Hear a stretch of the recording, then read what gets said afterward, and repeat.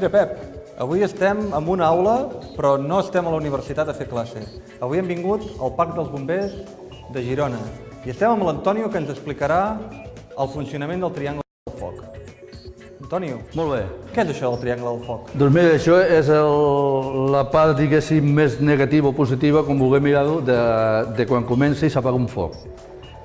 El tema és, triangle del foc, com la mateixa paraula diu, és un triangle que hi ha un component, hi ha una flama i una cosa i un oxigen per a cremar, o una matèria per a cremar. Si trenquem una d'aquestes tres matèries, s'apaga un foc. Però a més del triangle hi ha una altra cosa encara poder més perillosa per afegir, que seria el tetraedre del foc, o la reacció en cadena, que ens ho sol dir.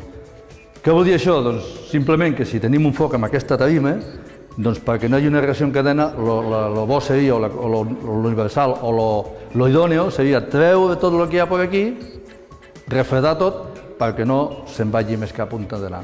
Això seria el tetraedre del foc. Llavors treuríem el que és la reacció en cadena. I ja, diguéssim, no passaria per res. Quedaria tot amb el simple i positiu foc que hi ha al costat aquest petit.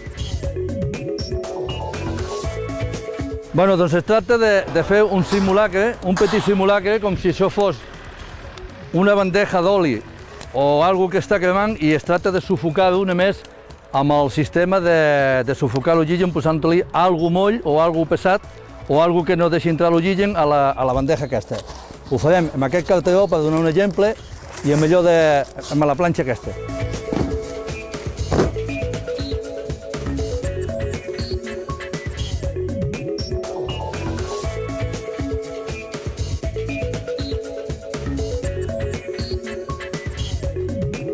En teoria això hauria d'estar fugat.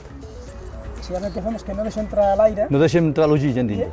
i és un dels tres elements del triangle del foc, que com ha dit l'Antonio, a la que anul·les un d'ells, doncs ja no hi ha foc. Molt bé, és a dir, encara hi ha el combustible i encara hi ha La calor. La calor, però no hi ha oxigen. No hi ha oxigen. Sí. I per tant, el foc Això mateix, s'apaga. el foc s'apaga, S'apagarà per sufocació, o sufocació. per manca d'oxigen. Bé, doncs, Joan, Antonio, moltes gràcies per aquest experiment. Tots hem entès com funciona el triangle del foc. Espero que us hagi agradat aquest experiment i fins la propera. Fins la propera. Com sempre,